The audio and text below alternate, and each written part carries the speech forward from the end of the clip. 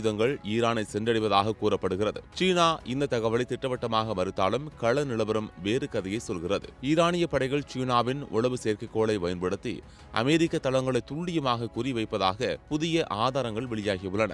டிரம்பின் நேரடி எச்சரிக்கையையும் மீறி சீனாவின் தொழில்நுட்ப உதவியுடன் ஈரான் தனது வான் பாதுகாப்பு திறனை பல மடங்கு உயர்த்தியுள்ளது. குறிப்பாக அமெரிக்கா தரைவழி போரை தொடங்கினால் தரைப்படை வீரர்களுக்கு ஆதரவாக தாழ்வாக பறக்கும் அமெரிக்க விமானங்களுக்கு இந்த மேன்பேட்ஸ் ஏவுகணைகள் மிகப்பெரிய சவாலாக மாறும் என்பதில் சந்தேகமில்லை. சீனாவுக்கும் அமெரிக்காவுக்கும் இடையிலான இந்த மறைமுக மோதல் ஹார்முஸ் ஜலசந்தி விவகாரத்தை தாண்டி ஒரு மிகப்பெரிய தொழில்நுட்ப போராகவும் உருவெடுத்துள்ளது. ஈரானின் கரடுமுரடான மலைப்பகுதிகளில் ஒளிந்து கொண்டு இந்த சிறிய ஏவுகணைகள் மூலம் பல கோடி மதிப்புள்ள அமெரிக்க விமானங்களை சுட்டு வீழ்த்துவது ஈரானுக்கு சாத்தியமாகியுள்ளது.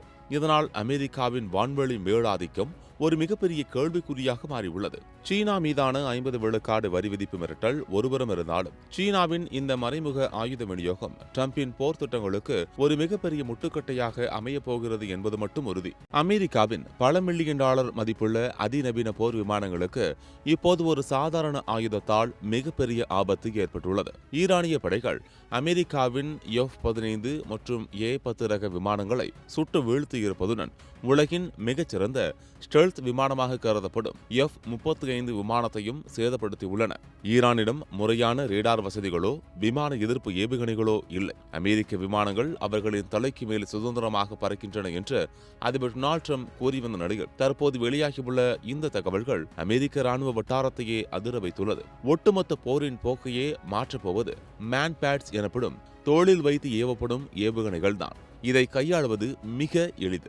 ஒரு தனி வீரர் இதை தனது தோளில் சுமந்து சென்று எதிரி நாட்டு விமானங்களை துல்லியமாக தாக்க முடியும். இவை ரேடார் சிக்னலை வெளியிடுவதில்லை என்பதால் அமெரிக்காவின் அதிநவீன தொழில்நுட்பங்களால் கூட இதை முன்கூட்டியே கண்டறிய முடிவதில்லை. சீனாவிலிருந்து 1000க்கும் மேற்பட்ட இத்தகைய ஏவுகணைகள் ரகசியமாக ஈரானுக்கு அனுப்பப்படுவதாக அமெரிக்க உளவுத்துறையான CNN அதிர்ச்சியூட்டும் தகவலை வெளியிட்டுள்ளது. மத்திய ஆசிய நாடுகள் வழியாக